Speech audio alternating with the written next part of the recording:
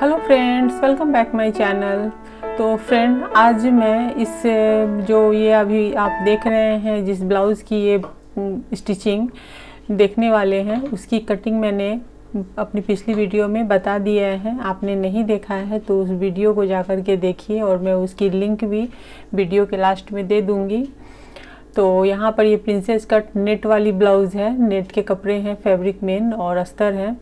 तो यहाँ पे हमें ये नेट वाली, तो इसकी मैंने पूरी कटिंग बहुत अच्छे से आपको बताई है अपनी पिछली वीडियो में।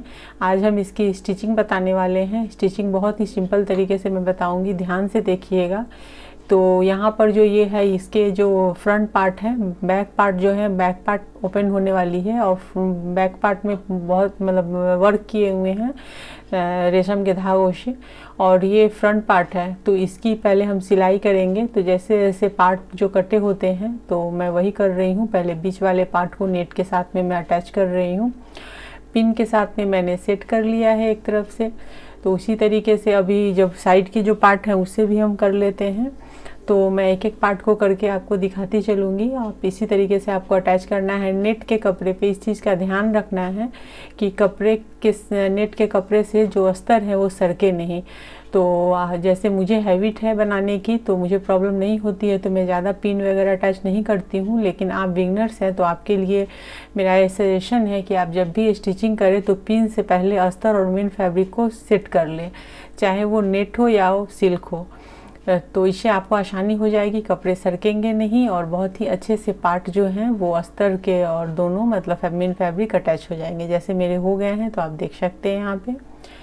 तो अभी ये अटैच हो गए हैं, तो चलिए अब हम इसके जो पार्ट हैं उसे अटैच कर लेते हैं। यहाँ पर टक्स बने हुए रहते हैं, तो मैं कटिंग के टाइम पे ही आपको बताती हूँ। तो पहले हम यहाँ पे गले बना लेते हैं, बाद में फिर साइड से अटैच करेंगे। तो मैंने यहाँ पे कॉटन के कपड़े ही मैंने लिए हैं, जो अस्तर के कपड़े हैं वही, और उसे मैंने डबल पट्टी कर ली है, डबल करके, और मैं इसे अटैच कर रही हूँ। आप चाहें तो कपड़े को इसी तरीके से ले लीजिए और डबल फोल्ड करके इसे आप पहले एक स्टिच कर लीजिए। तो दोनों को अटैच करके तब आप यहाँ पे गले पे अटैच कर सकते हैं। और एक चीज़ ध्यान रखना है कि गले की जो पट्टी है, मैं हमेशा बताती हूँ कि ये उरल में कटेगी, उरे पट्टी कटेगी, तिरछी पट्टी। तिरछी पट्टी से ही आप गले वगैरह कभी भी गले बनाएं तो तिरछी पट्टी से ही बनाएं। अगर सीधी पट्टी कट करके बनाएंगे तो इससे आपके जो गले हैं वो बिल्कुल अच्छे नहीं बनेंगे, आड़े तिरछे हो जाएंगे। तो ये सब जो मैं बता रही हूँ वो बिगनर्स के लिए बता रही हूँ, क्योंकि ज़्यादा डाउट उन्हें ही होता है, तो उनके डाउट को क्लियर करना ज़रूरी होता है। जो लोग जानते हैं उनके लिए तो कुछ भी नहीं है, उनके लिए तो ये वीडियो है भी नहीं। लेकिन जो बिगनर्स हैं, मेरे जो सब्सक्राइबर, जिन्हें ये सीखना है, तो ये उन लोगों के लिए है कि यहाँ पे मैं इसलिए मैं बताती चलती हूँ बार बार एक ही चीज़ को कि उड़े पट्टी से गले बनाने हैं, ताकि वो धीरे धीरे करके उनके ध्यान में आते चले जाए और ये कभी भी गलती ना करे सीधी पट्टी कट करके। तो यहाँ पे अब उसे मैंने पट्टी को अंदर की तरफ पलट दिया है और अब मैं इसे स्टिच कर रही हूँ। तो इसे आपको एकदम किनारे से लेना है, मतलब आपको इसमें गले एकदम बारीक से गले निकालने हैं। तो जो देख रहे हैं जैसा कि, तो मैं वैसे ही एकदम बारीक से गले इसमें से निकालूंगी, ऐसे करके दबाते हुए। और यहाँ पर जो ये चूँकि ऊपर से नेट है और अंदर से जो अस्तर के कपड़े हैं वो अच्छी क्वालिटी के हैं, तो इसलिए आप उस कपड़े से आप गले बना सकते हैं। नहीं तो जो अस्तर के कपड़े होते हैं वो बहुत ही मतलब चिप क्वालिटी के जब होते हैं ब्लाउज के अंदर के अस्तर के, तो उसे कभी भी गले मत बनाइएगा। नहीं तो गले जो है ना वो मतलब श्रिंक करेंगे, जब पानी पड़ने के बाद वो श्रिंक करने शुरू हो जाते हैं। तो इस चीज़ का आपको ध्यान रखना है। तब उस टाइम पे आप कोई भी सिल्क के कपड़े वगैरह या पट्टी बनाने के कपड़े जो आते हैं, आप उस कपड़े को यहाँ पर लेकर के उससे आप गले बनाइए। और गला बनाने के बाद वो थोड़ा सा आपको लगेगा कि आड़ा तिरछा है, लेकिन ये रहता नहीं है। जब पूरे पार्ट अटैच हो जाते हैं तो काफ़ी अच्छे एकदम गले राउंड शेप में आते हैं। जो शेप बनाएंगे आप उस शेप में आएंगे। तो चलिए, ये तो हो गए हैं, ये है फ्रंट पार्ट के। अब मैं इसके अटैच कर लेती हूँ जो पार्ट है। तो यहाँ पर मैं अटैच कर रही हूँ। तो यहाँ पर टक्स से टक्स को मिलाते हुए आपको अटैच करना है।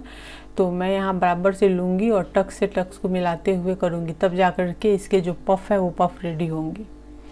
तो यहाँ पर मैं ले करके अब इसे अटैच करूँगी, तो आप इसे ध्यान से रखिएगा। देखिए ये ऊपर से रखना है ध्यान से आपको, जिससे कि बड़ा छोटा मत कीजिएगा, नहीं तो अगर ज़्यादा ऊपर ले लीजिएगा कोई एक पार्ट को तो एक पार्ट नीचे, वही पार्ट छोटा हो जाएगा। तो बराबर से लेना। और यहाँ मैं टक्स आप देख रहे हो, मैं टक्स मिला रही हूँ, तो टक्स से टक्स को मिला करके ही आपको स्टिच करनी है। थोड़ा सा हाफ इंच ऊपर नीचे अगर हो रहा है कहीं किसी कारण से तो फिर भी ठीक है, चलता है, लेकिन ऐसे कोशिश कीजिए कि टक्स से टक्स मैच करनी चाहिए, तभी उसमें पफ जा करके रेडी होते हैं। और मैं इसकी 2 सिलाई को दे दूंगी, एक सिलाई हमने की है और एक सिलाई और करनी है। तो सिलाई हमेशा जब भी करें तो डबल सिलाई करें, किसी भी पार्ट की सिले। जैसे अस्तर अटैच किया है उस वहाँ पे कुछ भी नहीं डबल करना है, वहाँ पे आप 5 नंबर की सिलाई कीजिए।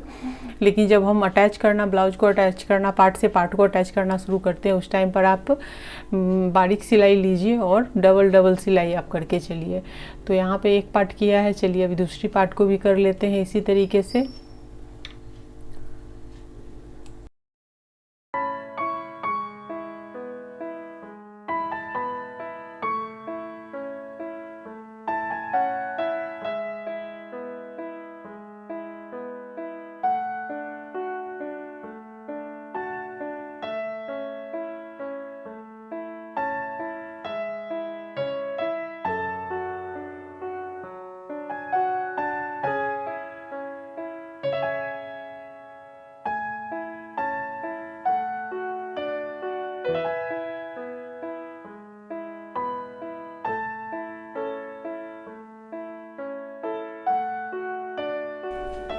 तो यहाँ पे दोनों पार्ट अटैच हो गए हैं। अब बैक पार्ट मैंने ले लिया है। बैक पार्ट में नेट के कपड़े मैंने ऊपर से डाल दिए हैं और नीचे से मैं ये फोल्डिंग सोच रही हूँ, लेकिन अभी मैं इसकी फोल्डिंग पहले नहीं करूँगी, पहले हम गले बना लेंगे।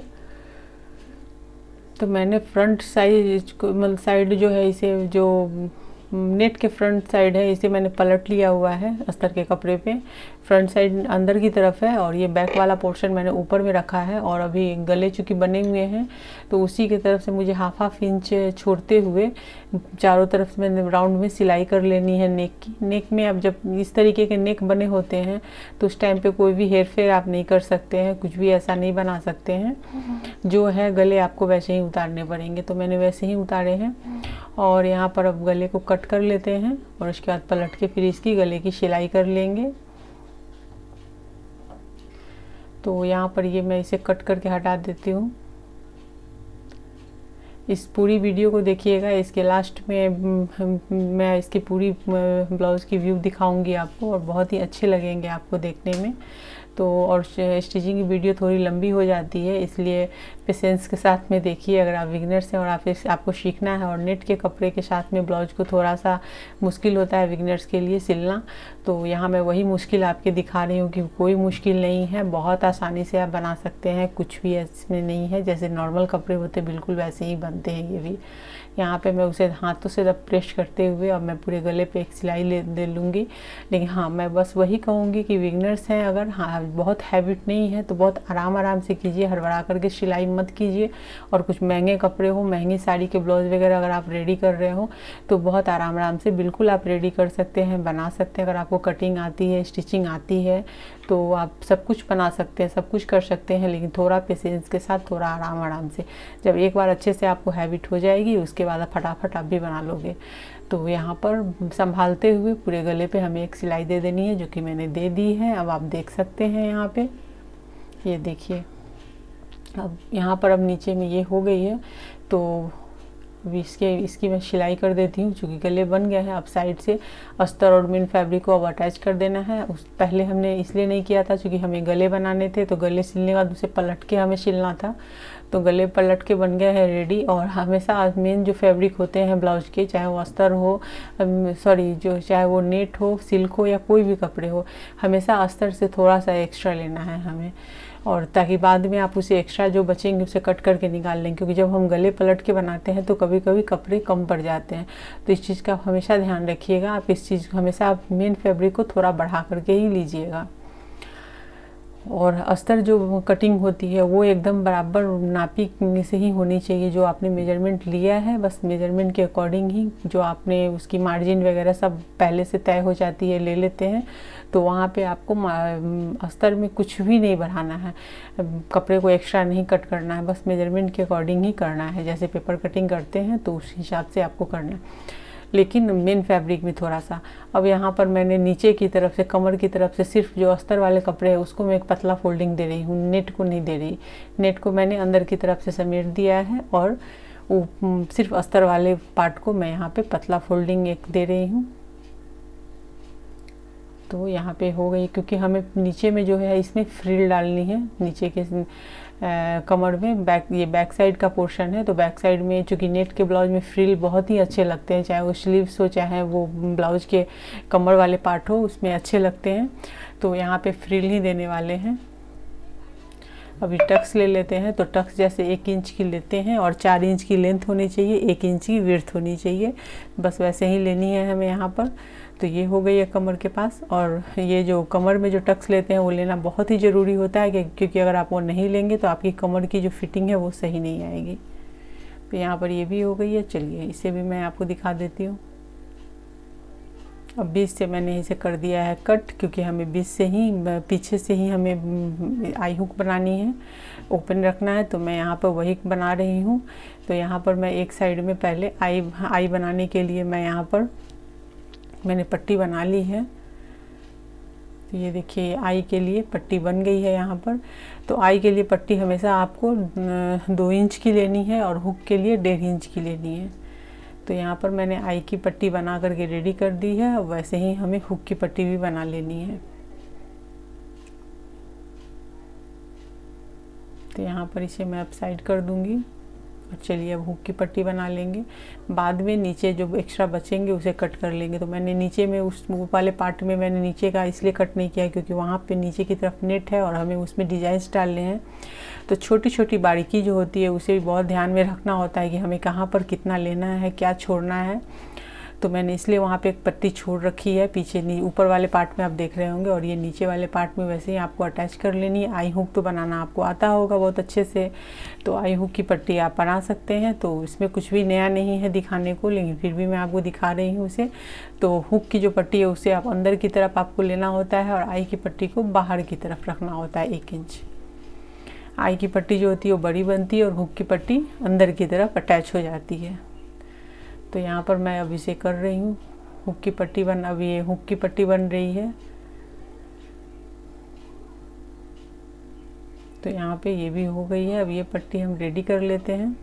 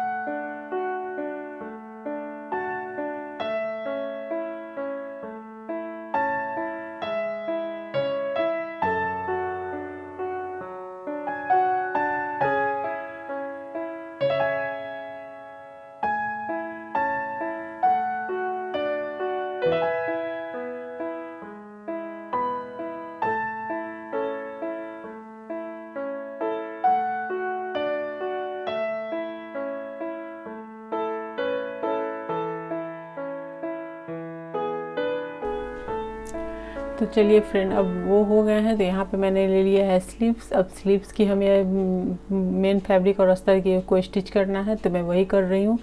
तो जैसे आप बाकी पार्ट्स को अटैच करते हैं वैसे यहाँ पे इसे भी अटैच कर लेना है, इसमें कुछ भी नया नहीं है। तो मैं स्लीव्स के साथ में बस एक ही चीज़ का ध्यान रखना है कि हाथ से दबा करके आपको सिलाई करनी है, जिससे कि जो ये है मेन फैब्रिक है वो इधर उधर ना हो। तो यहाँ पे हम दोनों को ऐसे ही अटैच कर लेंगे। तो चलिए पहले हम दोनों स्लीव्स को पहले ऐसे ही अस्तर मेन फैब्रिक दोनों को अटैच कर लेते हैं।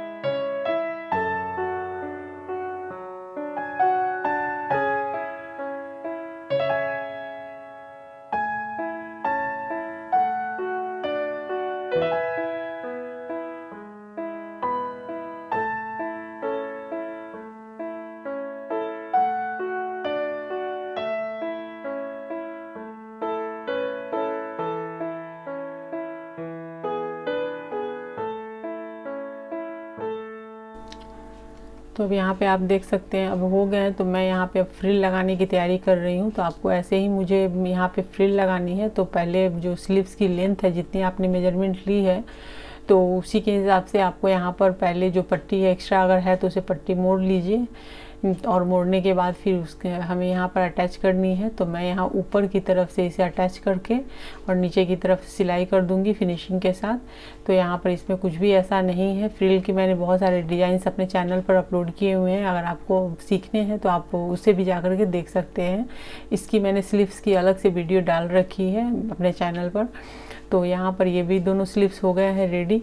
अब हमें अटैच करना है। अब जो फ्रिल बचे हैं, मैंने कुछ एक्स्ट्रा फ्रिल और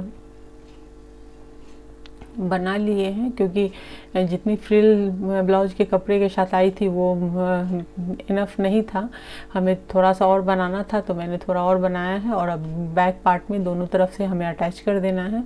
तो यहाँ पे मैं वही अटैच कर रही हूँ। दोनों पार्ट में हमें अटैच कर देना है। और यहाँ से इसे मैं बराबर से कट करके हटा देती हूँ। तो देखिए यहाँ पे ये भी हो गए हैं। और उसी तरीके से दूसरे पार्ट में भी अटैच कर लेनी है। तो यहाँ पर आपको अंदर की तरफ से रखना है फ्रिल की सिलाई को, और ऊपर से उसे सिलाई देनी है, जिससे कि वो फिनिशिंग के साथ अटैच हो जाएगी। तो यहाँ पर आप ये भी देख सकते हैं, लीजिए ये भी अटैच हो गई अच्छे से, दोनों हो गए। तो यहाँ पे हमारे बैक पार्ट भी कंप्लीट हो गए हैं। तो अब हमें यहाँ पर आप देख सकते हैं कि हो गए हैं। तो अब यहाँ पर हमें back part, front part, sleeves सब रेडी हो गए। स्लीव्स में भी मैंने फ्रिल डाल दी अच्छे से, और ये फ्रंट पार्ट भी हो गए हैं। तो अब चलिए इन सबको करना है हमें अटैच। तो पहले मैं फ्रंट पार्ट में पट्टी लगा लेती हूँ। कमर की जो पट्टी है वो पहले अटैच कर लेंगे। जितनी भी पट्टियाँ वगैरह हैं वो सब ब्लाउज के साथ में अटैच करने के बाद ही आप ब्लाउज को की जो मेन जो फाइनली जो उसके शोल्डर अटैच करने, स्लीव्स अटैच करने, उसकी मेजरमेंट की फिटिंग की सिलाई, मेजरमेंट की सिलाई सारी डालनी है। तो वो सब हम उसके बाद ही करेंगे। पहले सारी पट्टियाँ वगैरह अटैच कर लीजिए, उसके बाद ही कीजिए। तो मैंने यहाँ पर कमर की पट्टी भी डाल दी है। अब उसे मैं अंदर की तरफ फोल्ड करके डबल फोल्ड की मैंने यहाँ पे 1.5 इंच चौली ली थी। तो इसे मैं थोड़ा सा ऐसे करके फोल्ड करूँगी अंदर की तरफ करके, और बाद में उसकी तुरपाई हो जाएगी। तो यहाँ पर ये हो गई। तो मैं इसे यहाँ पे एक टॉप की सिलाई दे देती हूँ, जिससे कि अंदर की तरफ इसकी फोल्डिंग आसानी से होती है। तो कभी भी आप पट्टी वगैरह डालें तो इसकी टॉप की सिलाई ज़रूर डालें, जिससे कि ये अंदर की तरफ जिधर आप फोल्ड करना चाह रहे हैं आपकी फोल्डिंग अच्छे से हो जाएगी। तो वो भी हो गई है यहाँ पर। अब चलिए हम यहाँ पे शोल्डर अटैच करेंगे पहले। तो मैंने ले लिया है यहाँ पे दोनों पार्ट को। अब यहाँ पे हम दोनों पार्ट के शोल्डर को कर लेंगे अटैच। तो यहाँ पे अटैच कर लेते हैं एक एक करके। और यहाँ पर आप देख सकते हैं कि दोनों शोल्डर के जो विड्थ है वो एकदम बराबर है। और यहाँ पर हमें अटैच कर लेना है इन दोनों को। तो चलिए पहले शोल्डर अटैच कर लेते हैं।